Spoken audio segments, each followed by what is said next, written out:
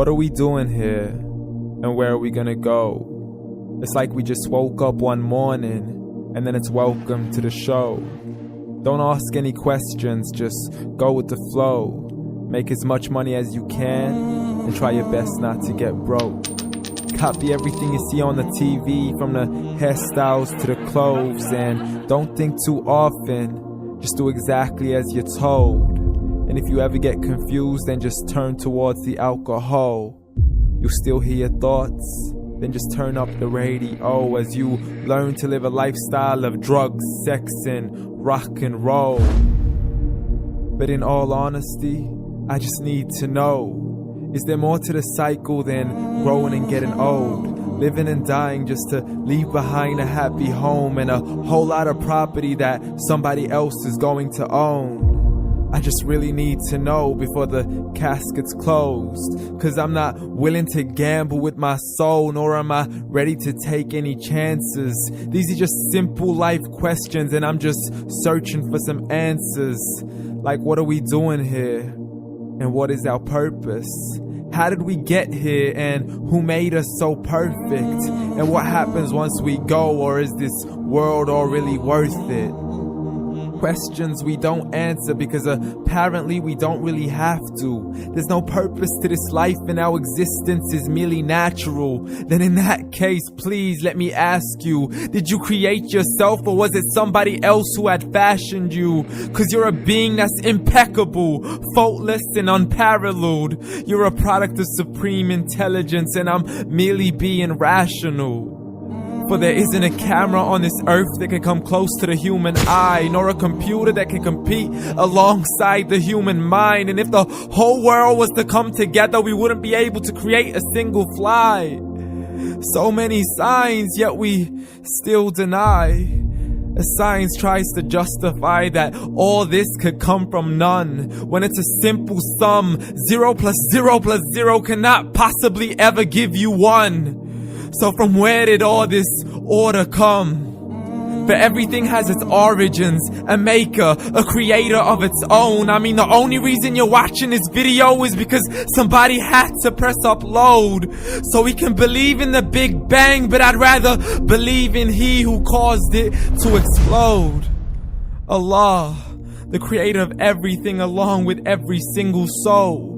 The ever-living, the master, the only one who is in control. Unlike his creation, beyond our imagination. And no, he's not a man, nor does he have any partners in association. He's on his own. And no, he did not ever leave us alone. Just like every manufacturer, he left us with an instruction manual. The Quran and Islam, and I'm sorry to jump to conclusions, but it's the only one possible. The only definition of God is the one and only supreme being. It's logical, a book with 0 contradictions, with miracles that are both scientific and historical, all revealed over 1400 years ago.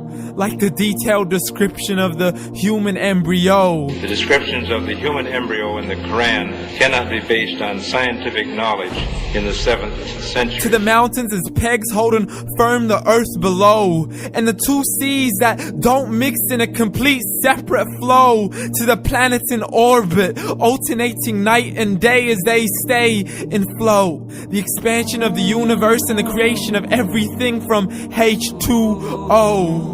To the stories of the past and the preservation of Pharaoh. To identifying the lowest point in the land where Persia defeated Rome. The gushing fluid that created man in the glands between the ribs and the backbone. And not a word has changed, it's still the same. So please explain how all this was known over 1400 years ago.